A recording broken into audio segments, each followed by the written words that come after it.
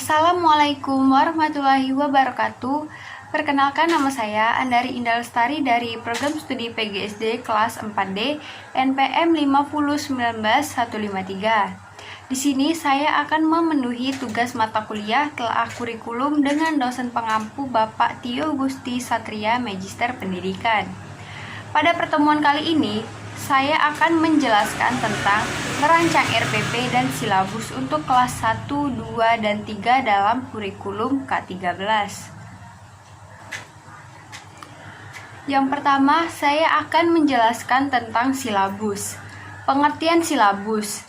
Silabus adalah rencana pembelajaran pada suatu atau kelompok mata pelajaran, tema tertentu yang mencakup standar kompetensi, kompetensi dasar, materi pokok pembelajaran, kegiatan pembelajaran, indikator, penilaian, alokasi waktu, dan sumber bahan alat belajar. Selanjutnya, fungsi silabus. Silabus berfungsi sebagai pedoman kerja dalam melaksanakan kegiatan pembelajaran untuk mencapai tujuan yang telah dirumuskan, yaitu yang pertama ada preventif. Preventif mencegah pengajar dari melakukan hal-hal yang tidak sesuai dengan hal yang telah ditentukan dari kurikulum. Yang kedua ada korektif.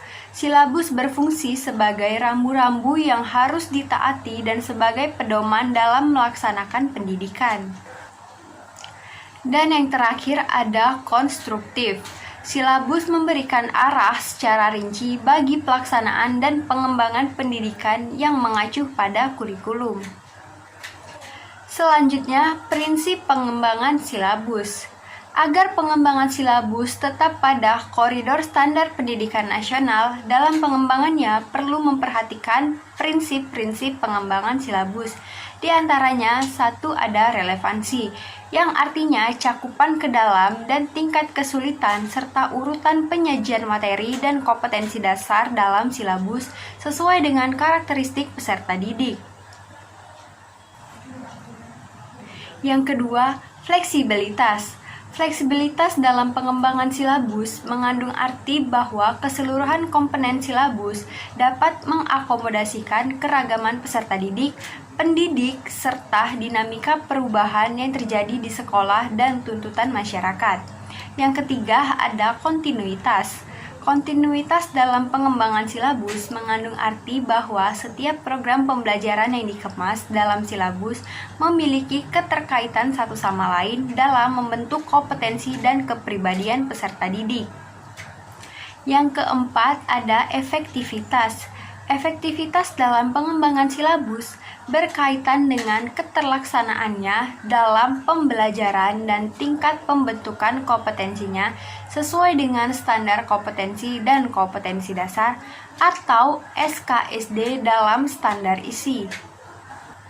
Yang kelima ada efisiensi. Efisiensi dalam pengembangan silabus berkaitan dengan upaya untuk menghemat penggunaan dana, daya, dan waktu tanpa mengurangi hasil atau kompetensi dasar yang diterapkan. Yang keenam ada konsistensi. Konsistensi dalam pengembangan silabus mengandung arti bahwa antara standar kompetensi, kompetensi dasar, indikator, materi pokok, pengalaman belajar, sumber belajar, dan sistem penilaian hubungannya yang konsisten dalam membentuk kompetensi peserta didik. Yang ketujuh, memadai. Memadai dalam pengembangan silabus mengandung arti bahwa ruang lingkup indikator, materi standar, pengalaman belajar, sumber belajar, dan sistem penilaian yang dilaksanakan dapat mencapai kompetensi dasar yang telah ditetapkan. Yang selanjutnya, saya akan menjelaskan tentang rencana pelaksanaan pembelajaran atau yang biasa disebut dengan RPP. Pengertian RPP.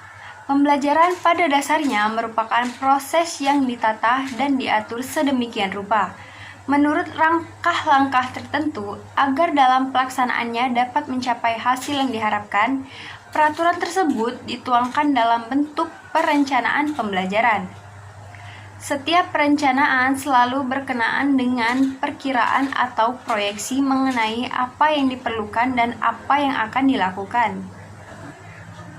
Terdapat beberapa pendapat berkenaan dengan perencanaan pembelajaran ini. Salah satunya ada, secara garis besar, perencanaan pengajaran mencakup kegiatan merumuskan tujuan apa yang telah dicapai oleh suatu kegiatan pengajaran.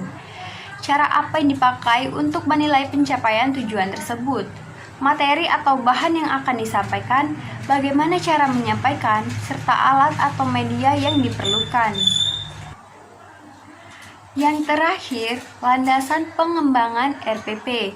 Peraturan Pemerintah Republik Indonesia Nomor 19 Tahun 2005 tentang Standar Nasional Pendidikan Pasal 20, perencanaan proses pembelajaran meliputi silabus dan rencana pelaksanaan pembelajaran yang memuat sekurang-kurangnya tujuan pembelajaran, materi ajar, metode pengajaran, sumber belajar, dan penilaian hasil belajar.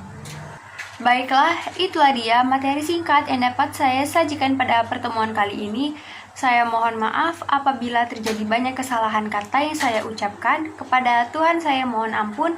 Saya akhiri. Wassalamualaikum warahmatullahi wabarakatuh.